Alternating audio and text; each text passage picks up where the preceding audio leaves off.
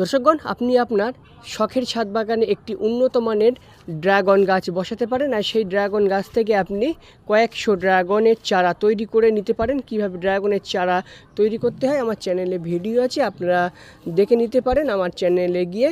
দেখুন, এখান থেকে আমি কিছু ড্রাগনের ডাল কাটিং করে চারাগুলি তৈরি করেছিলাম। এই চারাগুলি এখন যথেষ্ট পরিমাণ আমার বড় হয়ে গেছে। তো আরও কিছু চারা আমি তৈরি করেছি, সেগুলো চলুন আপনাদেরকে একটু দেখাই। দেখুন, এখানে আমি বালির মধ্যে কিছুটা ড্রাগনের চারা তৈরি করেছি। তো এই ড্রাগনের চারা অনেক রকমভাবেই তৈরি করা যায়।